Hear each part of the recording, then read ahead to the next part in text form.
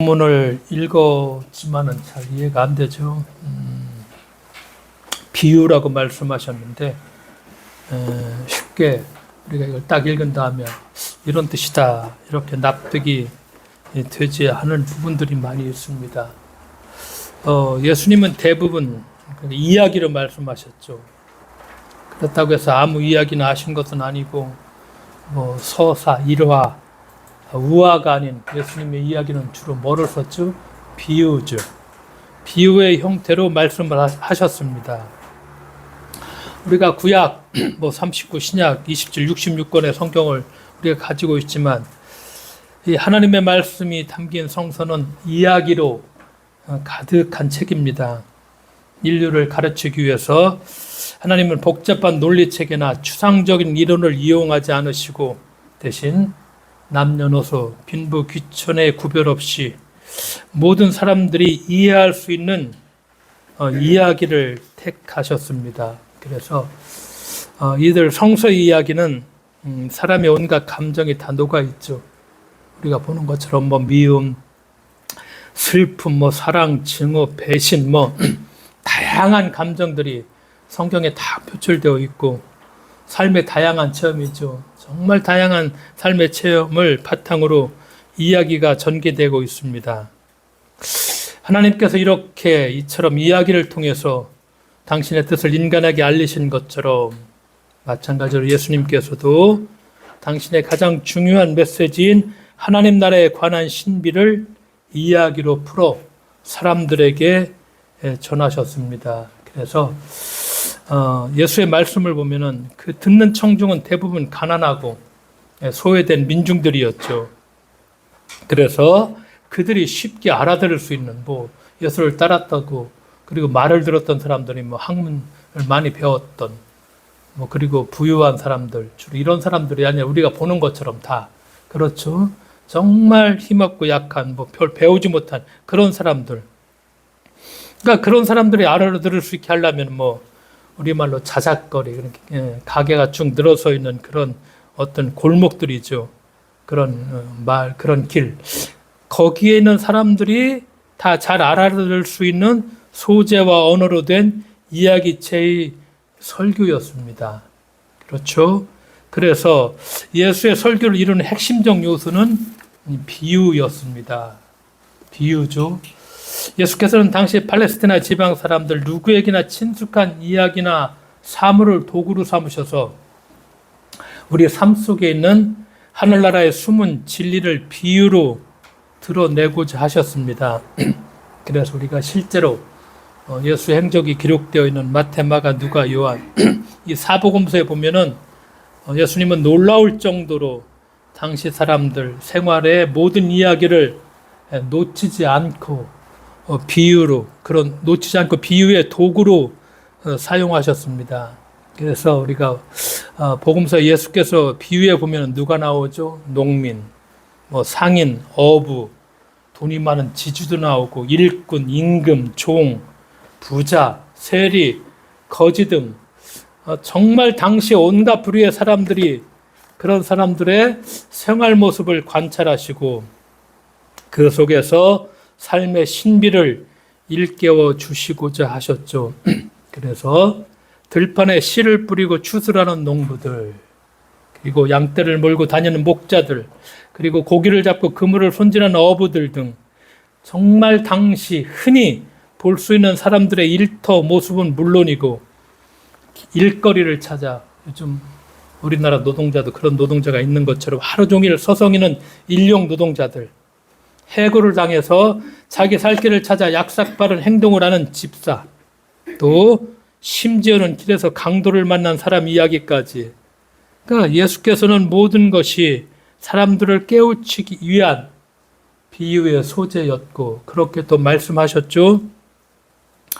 아주 작은 겨자씨가 큰 나무로 자라난 자연의 현상도, 작은 누룩이 밀가루를 부풀게 하는 그런 효소 작용도, 혼인잔치를 앞두고 신랑을 기다리는 신부의 태도도 예수님께서는 하늘나라의 신비를 전하는 도구가 되었죠. 그러니까 예수께서 이렇게 비유를 우리에게 가르치시고 이렇게 우리가 비유와 마주하게 하면서 무엇을 주시려고 했을까?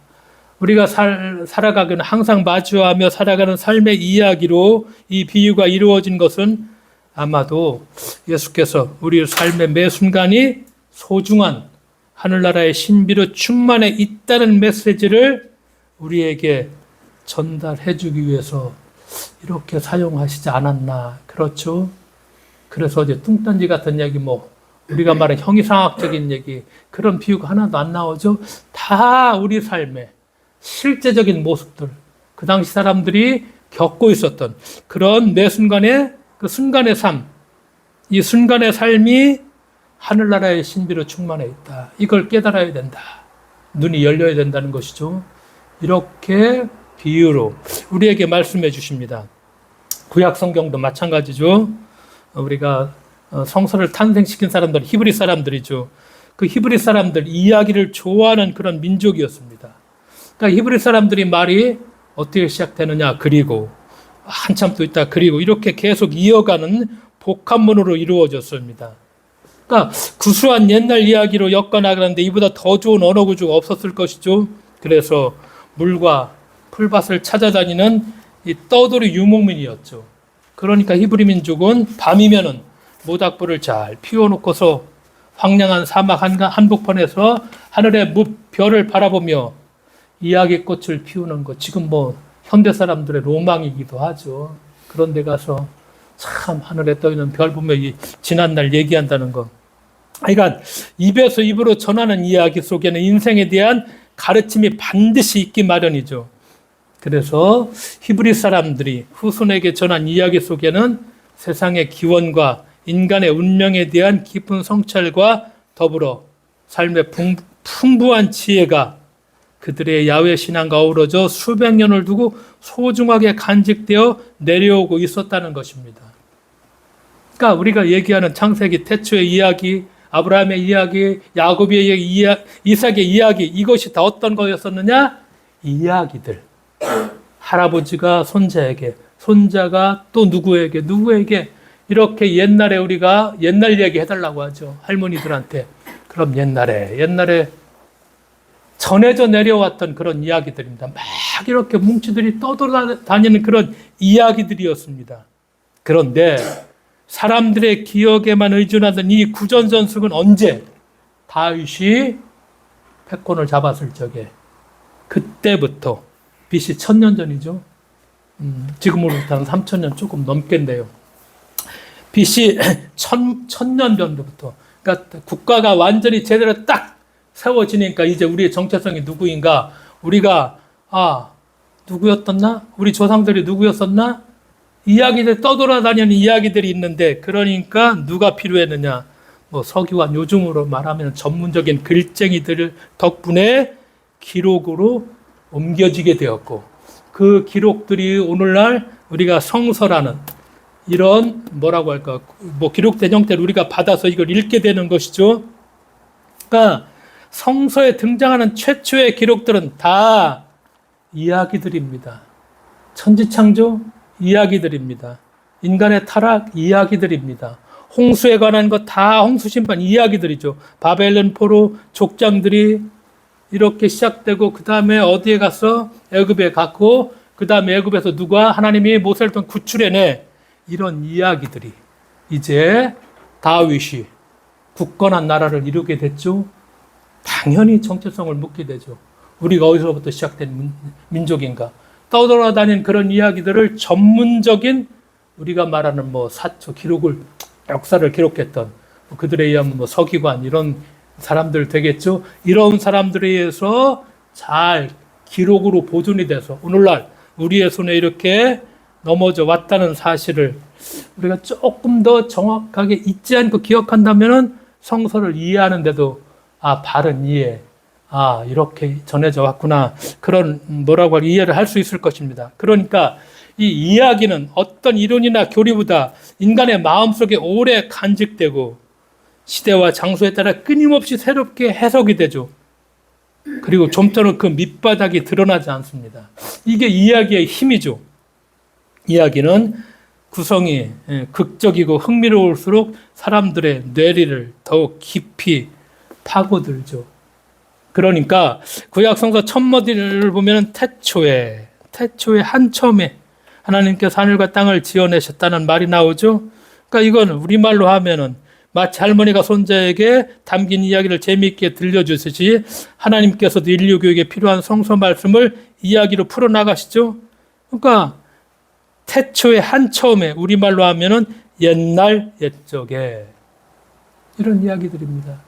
옛날 옛적에 하나님께서 이렇게 세상을 만들어내셨고 이렇게 아브라함이라는 사람을 불러내셨고 이렇게 족장들의 시대가 있었고 그리고 그들이 어떻게 또 저와 이집트에 가서 노예를 끌려갔었고 그리고 그들을 구출해내셨고 그래서 가나안 땅에 들어와서 시간이 한참 지난다 200년이 지난 다음에 이제 우리가 국가를 이루게 됐고 강력한 다윗이라는 이스라엘의 어떤 제국이죠.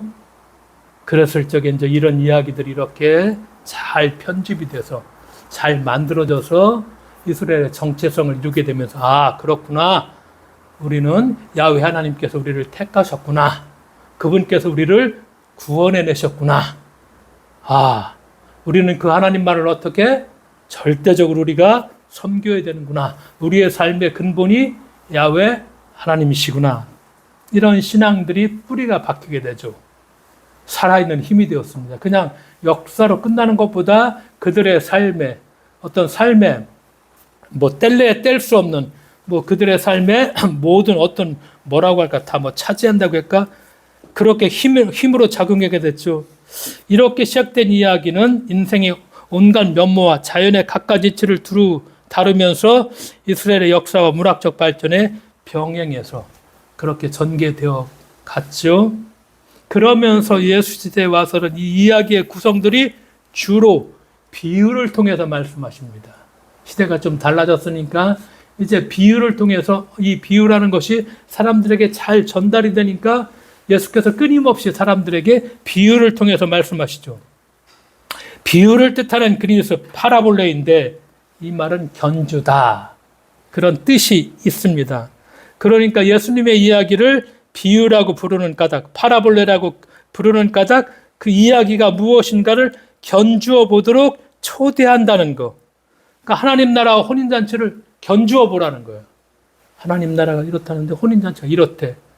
비유 하나님 나라는 혼인잔치와 같으니 그래서 하나님 나라와 혼인잔치를 견주어 보라는 거예요. 하나님과 또 포도밭 주인이 이렇대. 근데 하나님과 포도밭 주인을 좀 견주어 보라는 거예요. 이렇게 견주게 하죠. 그래서 우리 자신이 어느 위치에 있는지도 견주해 보게 하십니다. 우리가 바리새인의 편에 서 있는가, 세리의 편에 서 있는가, 기도할 적에 세리는 어디에 들어 가슴을 치면서 기도하고, 그렇죠. 바리새인은 막 자기가 의인이라고 기도하고, 그러면 너는 이 비유를 견주어 보면서 너는 바리새인에 지금 서 있느냐, 세리에게 서 있느냐 견주어 보라는 것입니다. 큰아들, 작은아들의 비율, 탕자의 비율을 통해 말씀하시면서 너는 어느 편에 서 있냐. 기름을 충분히 준비한 그 처녀들이죠. 근데 조금 제대로 준비하지 못한 그런 처녀. 그럼 너는 어디에 서 있느냐. 하루 종일 일한 일꾼 또는 마지막 순간에 도착한 일꾼. 그럼 견주어 봐. 너가 어디에 있는지. 이렇게 견주어 보라는 거. 비유가 그런 뜻이라는 거. 그래서 이렇게 비유를 통해서 말씀하시죠. 근데 하늘나라를 여러 비유를 통해서 말씀하시는데 그 당시 사람들은 이 이야기가 쉽게 통용이 됐기 때문에 잘 이해가 될 수 있어서 아 그렇구나 하면서 이게 딱 치면서 들었는데 시간이 많이 지나서 2000년이 지나니까 오늘 우리는 이해가 잘 안 되는 것도 있어요. 오늘 말씀이 바로 그 말씀이야. 자본주의에 살고 있는 우리에게 이게 무슨 얘기야. 불편한 마음이 들어. 우리의 이치에 안 맞아. 이게 당혹스러워. 예수님의 의도도 바로 거기에 있어. 익숙한 너머에 있는 가치에 눈을 뜨는 순간 끊임없이 놀라운 일을 행하시고 일하시는 하나님의 순간을 좀 너희가 살짝 엿보라는. 예? 우리가 익숙한 데 있는데 이건 익숙하지 않아. 그러니까 그 지점을 한번 보라는 거야. 이게 익숙하지 않아. 이게 무슨 얘기지? 익숙하지 않구나. 이 사람 벌을 받아야 되는데 왜 지혜롭다고 칭찬을 할까? 그렇죠? 그러니까 예수님이 비유를 통해 말씀하시고 싶었던 요지 중에는 올바르게 그렇게 살아야 된다, 이런 가르침도 들어있지만 그것만이 절대 아니라는 것이죠. 예수님의 비유에는 올바른 삶을 제안하는 것보다 훨씬 많은 것이 들어있죠. 그래서 예수님은 복음을 선포하시고 공생활을 시작했죠. 근데 이 복음은 하나님 나라, 하나님의 활동에 관한 것이죠. 하나님의 사랑과 자비가 드러난 것으로 예수님의 기적에서 이제 하나님 나라가 구체적으로 드러나죠. 그리고 그 비유 말씀에서 선명하게 하나님 나라가 묘사됩니다. 그래서 복음의 가르침에 올바른 삶에 관한 이야기도 들어있지만 여기서 말하는 올바른 삶이란 관념적인 규칙, 현실성이 없으면 추상적이고 공상적인 그런 규칙, 이렇게 따라 살아는 것이 이렇게 살아라, 이걸 뜻하지는 않죠. 오히려 지금 바로 여기 우리 가운데 활동하시는 하나님께 응답하고 하나님과 맺은 관계 안에서 우리 삶을 형성해 가는 것, 이걸 말씀하고 있죠. 신앙의 삶이 그렇죠. 지금이죠. 바로 여기죠. 그 가운데서 하나님이 활동하셔. 그리고 내가 하나님께 응답해야 돼. 활동하시고 말씀하시고 내 응답하시고 하나님과 관계 속에서 내가 어떤 삶을 살아가고 있나, 여기에 늘 초점이 맞춰져 있습니다. 오늘 본문 비유 성경에서도 우리가 보는 것처럼 제일 이해하기 어려운 본문 중에 비유 중에 하나입니다. 한 부자가 있습니다. 부자는 자기 자산을 믿음직한 청지기에게 다 맡겨서 관리하게 했어. 근데 이 청지기가 오랜 세월 주인의 수족이 돼서 일을 성실하게 했는데, 그래서 주인의 신뢰를 충분히 받았어. 그런데 어느 순간 그 청지기는 자신의 처지를 잊어버린 것 같아. 자신이 주인의 자리에 앉은 양 그렇게 행동을 했죠. 그래서 권력의 단맛에 취한 청지기는 공사의 구별을 잊은 채 주인의 재물을 조금씩 축냈고 또 사람들을 다소 거칠게 대한 것 같다, 그런 느낌 들죠. 그러니까 성경은 오늘 비유에서 그 청지기 행실에 관한 소문은 이미 마을 한 바퀴를 확 휘돌아서 마침내 이제 주인의 귀에까지 들려왔죠. 그러니까 청지기는 주인의 의심을 갖고 주인은 마침내 청지기를 해고하죠. 그 말씀이죠. 때가 너무 늦었어. 이제 청지기는 후회해봤자 엎질러진 물이야. 다시 담을 수가 없어. 청지기가 자신의 처지를 둘러보니까 말씀처럼 내가 무슨 일을 할 수 있나, 농사일도 할 수 없어. 뭐 어떻게 빌어먹고 살 일이 막막해. 사람들은 나를 어떻게 볼 것인가, 따가운 시선을 피할 수가 없어. 이제 어떻게 살아야 될까. 그러다가 불현듯 한 생각이 청지기에게 떠오르죠. 아직 내가 해고당했다는 사실을 사람들은 모른다 이거야. 그렇지. 그래서 그 청지기는 주인에게 빚을 지고 있던 사람 하나를 읍내에게 불러서 물어. 당신이 내 주인에게 진 빚이 얼마냐? 기름 100마리래. 그러니까 청지기가 그에게 빚문서를 딱 내놓으면서 어서 여기서 50마리라고 쓰시오. 50마리라고 50%를 탕감해 주죠. 그 청지기는 밀 100석을 빚진 사람을 따로 불러서 당신은 여든 사람이라고, 여든 삶이라고 이렇게 적으라, 이렇게 얘기하죠. 그러니까 청지기가 자신의 자리에서 떨려 나갈 적에 이제 사람들이 내가 이렇게 이 사람 빚진 사람들한테 이런 은혜를 베풀었으니까 나를 잘 받아줄 거라, 이렇게 생각을 하고 이런 일을 하고 있죠. 그런데 이상한 점이 하나 또 있습니다. 왜 기름은 50%인데 탕감해 주는데 밀은 20%만 그럼 탕감해 준 걸까? 이건 그 당시의 사회적 관념을 그대로 반영하고 있는 것입니다. 올리브 기름은 어떻게 할 수가 있느냐? 변질될 우려가 있어. 50%야. 그런데 이게 50%가 적정인데, 근데 밀이라는 것은 그게 아니야. 그냥 50%까지 해줄 수가 없어. 20%야. 이게 적정한 이익이야.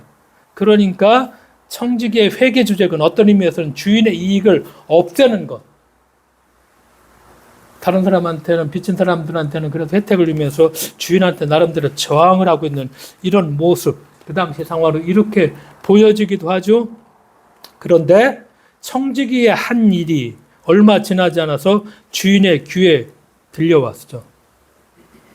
그런데 주인의 반응은 우리 지금 살고 있는 우리의 그 당시도 마찬가지였을지는 모르지만 하여간 우리의 예상을 완전히 뛰어넘어. 당연히 불효령이 떨어지죠. 야, 청지기는 이제 죽은 목숨이나 다를 게 없었는데 옛날이야 뭐 노예, 종은 뭐 물건처럼 취급을 했으니까. 근데 청지기를 칭찬해. 그가 슬기롭게 대처했다는 것이. 이게 선뜻 이해가 안 되죠. 그렇잖아요. 만약에 내 종이 내 재산을 가지고 그렇게 했다면 야 잘했어 칭찬할 사람 여기 있겠어요? 하나도 없죠. 이해가 안 돼. 당연히 감옥 가서 벌을 받아야죠. 근데 이해가 안 돼도 그냥 넘어가죠. 사람들은 성경을 뭐 잘 모르니까 아 그런 비유가 있는 게 비다 하고 그냥 보통 다 넘어갔지만 청지기 행동이 칭찬을 받다니 윤리고 도덕이고 다 팽개치고 제살 독립만 하면 그럼 이렇게 해도 되나? 근데 이제 이 대목에서 우리가 기억해야 할 것이 있다는 것입니다. 이 이야기가 바로 비유라는 사실이죠. 비유죠. 비유를 이해함에 있어서 가장 중요한 것은 이 비유가 도덕적이냐 윤리적이냐가 아니라 그 비유가 드러내고자 하는 지점, 이것이 무엇인가? 쉽게 말하면 이 비유가 지금 무엇을 말하려고 하는가? 이것을 봐야 된다는 거예요. 이 말씀을 하시는 거예요. 여기서 주인이 칭찬한 것은 청지기의 불의한 행동이 아니라 살 길을 찾기 위해 그가 보인 지체 없는 결단과 실행이라는 거예요. 해고를 통보받죠. 상황의 엄중함을 정확히 파악하죠. 살 길을 모색하죠. 지체 없이 실행에 옮기는 청지기의 모습이야말로 그 당시에 주님을 따르는 이들에게 기대되는 그런 모습이라는 거예요.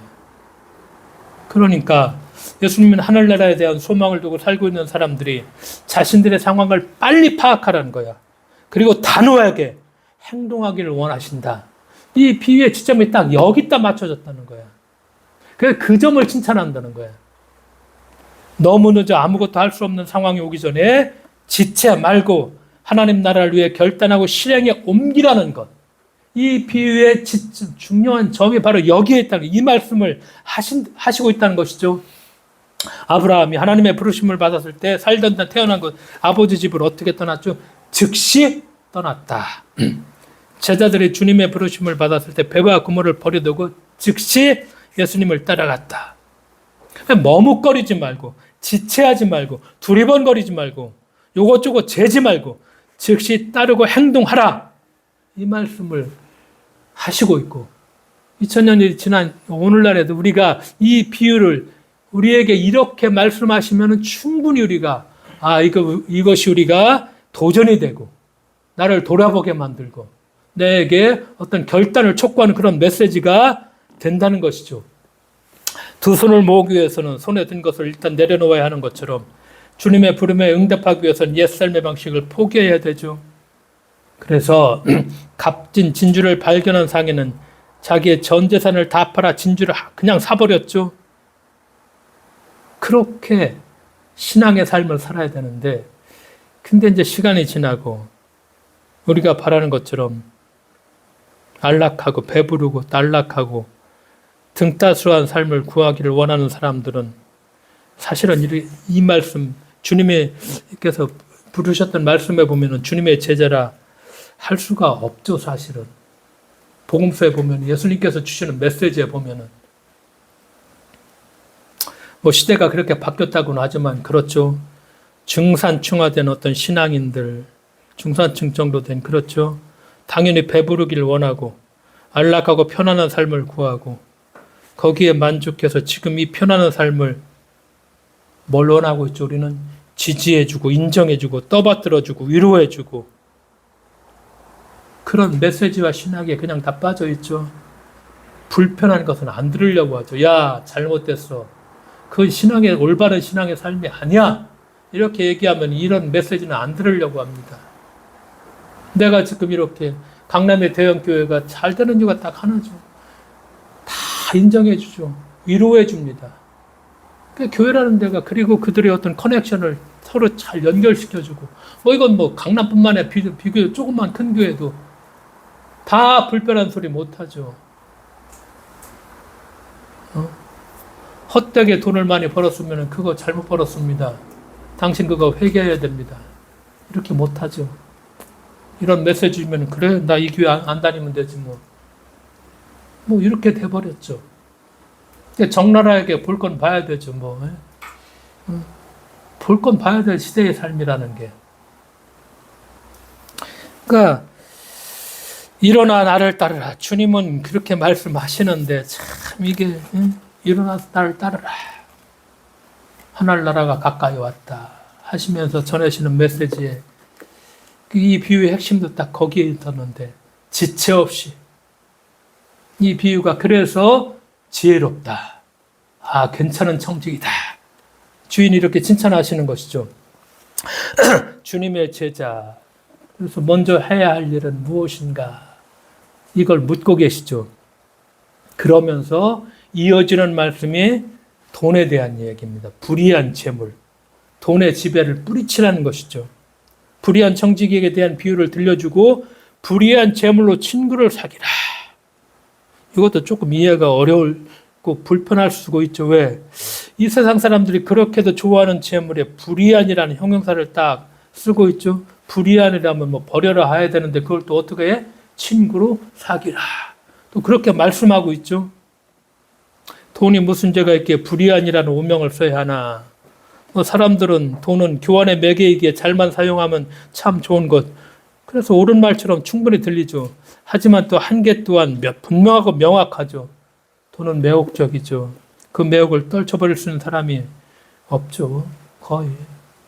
뇌물이 올무임을 모르는 사람이 없을 것입니다. 그런데도 우리는 다 번번이 그 올무에 걸려들죠. 우리가 살고 있는 자본주의 사회에서 돈은 이미 전능한 신이 됐습니다. 뭐든지 다 할 수 있습니다. AI도 돈이 된다면 어떤 것도 다 만들어낼 수 있죠. 그런 시대에 우리가 살고 있죠. 권력을 차지하기 위해 돈을 얼마든지 쓰죠. 종교도 마찬가지죠. 돈이 있으니까 뭐 건드리지 못하는 것입니다. 김현장이라는 뭐라고 법률이 왜 이렇게 힘이 셉니까? 막강한 돈이 있습니다. 막강한 돈을 자본주의 세상에서 뭐 죄가 없는 사람도 죄가 있게 만들어버리고 이게 적나라한 현실이죠. 아무리 뭐 우리가 발버둥 친다 하더라도 어떤 때는 뭐 이게 분명한 현실이죠. 이 현실 속에서 무기력하게 느껴질 때가 있고 그런데 또 우리는 예수를 믿는 사람이고 그럼 어떻게 살아야 되느냐? 왜? 불편하니까 예수가 그렇게 물으니까 그걸 우리에게 자꾸 요구하시니까 그냥 자신들의 욕망을 실현하기 위해 주위 사람들을 돈으로 충분히 다 타락시켜버리고 그래서 주님은 돈이 만몬이라고 얘기하죠. 오늘도 신약 우리가 본 13절에 한 종이 결코 두 주인을 섬길 수 없나니 이는 그가 이 주인을 미워하고 저 주인을 사랑하거나 혹은 이 주인을 떠받들고 저 주인을 업신여길 것입니다. 너희가 하나님과 만몬을 겸해서 섬길 수는 없다. 이건 두 가지는 같이 못 섬긴다. 이걸 또 양자타기를 늘 말씀하시죠. 둘을 같이 섬길 수는 없다는 것이죠.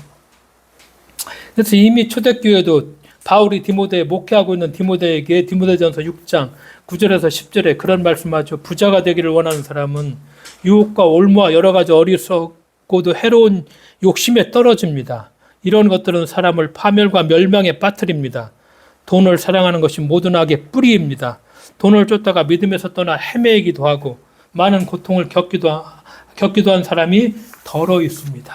이미 초대교회가 시작되고 시간이 좀 흘렀을 때 벌써 교회에서 이런 일이 벌어지고 있다는 것을 바울이 디모데를 통해서 경고하고 있죠. 그러니까 뭐 우리가 현대 사람들에게 당신의 인생이 목적인가 묻는다면은 뭐 저마다 다양한 멋있는 답을 내놓을 수 있죠. 그러나 실제 이야기를 나누다 보면은 대다수의 사람들의 진짜 인생 목적이 돈이라는 사실을 알게 되죠. 이건 뭐 기독교 신앙인도 마찬가지죠. 그러니까 우리 시대의 진짜 하나님, 진짜 하나님을 섬길 것인가? 만문, 자본, 바알신이라는 거. 애굽을 탈출해서 결국 가나안에 왔을 적에 이스라엘 백성도 여기를 못 벗어났잖아요. 야훼를 어떻게 했죠? 팽개쳐버리고 누굴 따랐어요? 바알을 따랐잖아요. 다 왕궁에서 바알 신들을 들이다 들고 예언자들은 막 목이 터져라 외쳤지만 그래도 결국 뭐 남과 북 다 하나씩 멸망하고 뭐 예루살렘 성전도 없어져 버리고. 그러면 어떻게 살 것인가? 그러니까 오늘 이 말씀이 또 그거예요. 어려운 말씀인데 돈의 지배력에 저항하면서 오늘 살라고 말씀하시는데 돈의 지배력에 저항하는 가장 좋은 방법은 무엇인가? 나보다 더 필요한 사람에게 나누어 주라는 거예요. 불의한 재물로 친구를 사귀다. 바로 이 말씀이에요. 내가 소유하여니까 돈이 내 주인이요. 그러니까 나누어 줌으로 돈으로부터 해방된다는 얘기야. 그러니까 9절에 불의한 재물로 친구를 사귀라. 그래서 그 재물이 없어질 때 그가 너희를 영원한 처소로 맞아들이게 될 것이다. 우리가 이 불의한 재물, 돈인데 이걸 친구로 사귄다는 것은 어려운 이들을 위해 돈을 사용하고 그렇게 쓰게 될 적에 우리를 영원한 나라로 이끌어 가는 그런 길이 된다. 이렇게 말씀하고 있죠. 불의한 재물은 가난한 이들과 고통을 겪고 있는 이들에게 우리가 줄 수 있는 것들, 이것을 일컬고 있죠. 그래서 불의한 재물로 친구를 사귀라. 불의하지만 그것이지만 그걸 가지고 이렇게 내가 주인이 돼. 그 불의한 재물이 나한테 주인이 되지 않고 내가 그것을 사람들을 위해서 같이 나누어 쓸 적에 그 재물이 영원한 것으로 나를 인도하게 될 것이다. 오늘 그렇게 말씀하시죠. 우리가 예수를 믿는다는 것은 성경에서 구약 성경에서 호세아 선지자가 내 마음을 좀 알아다오. 하나님의 마음을 좀 알아다오. 이렇게 얘기하죠. 마찬가지죠. 예수님께서 내 마음을 제발 좀 알아달라. 내가 어떻게 살았냐. 가난하고 힘들고 어려운 사람들과. 그렇죠. 근데 오늘 그냥 저도 아주 티 중에 티인데, 야, 왜 이렇게 혐오를 할까? 왜 예수 믿는다고 신앙을 가진 사람들이 왜 이렇게 저렇게 사람들을 미워할까? 왜 다른 사람들을 죽여야 된다고 저렇게 얘기하고 쫓아내야 된다고 얘기하고 왜 저렇게 얘기할까? 그냥 어떤 때는 가끔씩 그냥 왜 저렇게 할까? 그냥 머릿속에서 그냥 수시로 스쳐가는 생각들이죠. 어디서부터 무엇이 잘못됐고 이런 기독교 신앙이 앞으로 지탱할 수 있을 것인가? 왜냐? 하늘나라라는 것은 같이 그렇잖아요. 예수께서 이제 하늘나라가 가까이 왔다. 가까이 왔다는 것입니다. 하나님이 통치하는 세상이 가까이 왔다는 것입니다. 거기에 들어가기 위해서 우리가 어떻게 회개하고 돌이키고 그래서 그 나라는 예수께서 다 초대했던 사람들이 그런 사람들이잖아요. 힘들고 어렵고 손가락질 받고 너는 사람도 아니야. 이리 오너라. 이쪽으로 와. 하늘나라가 너희들의 것이다. 우리가 예수를 믿는다면은 그러니까 가끔 그 유튜브에 보면은 주진우가 그런 얘기 하더라고. 기자가 저기 뭐 누구야? 김장한 목사한테 예수 좀 믿으세요. 누구야 또 저기 누구지? 전광훈한테도 예수 좀 믿으세요. 수목교회 목사한테도 예수 좀 믿으세요. 왜? 예수 안 믿어요. 예수 믿으면 그렇게 할 수 없잖아요. 예수가 이렇게 말씀하잖아. 우리한테도 그럴 줄 몰라. 너 예수 좀 믿어라. 우리가 정말 예수를 믿고 있나? 우리가 약하죠. 그러나 그럼에도 불구하고 질문 하나만큼은 예수께서 사셨던 삶 속에 우리에게 하는 질문 하나만큼은 우리가 잊지 말고 오늘을 때때로 괴로워하며 살 수뿐이 없어요. 왜? 우리가 사는 세상은 이러함에도 불구하고 예수님이 이렇게 명령을 내리시니 이 딜레마 속에서 그래서 사도 바울이 고백했던 것처럼 우리의 힘으로 안 되니까 성령께서 역사하셔서 내 속에 역사하셔서 그러면 성령의 힘으로 내가 할 수 없는 것들을 할 수 있으니까. 그래서 사도 바울의 성령에 대한 말씀을 하시죠. 그런 고백들 더욱더 소중한 우리들의 신앙의 삶은 오늘도 살아가셔야만 하겠습니다. 기도하겠습니다. 하나님 아버지 감사드립니다.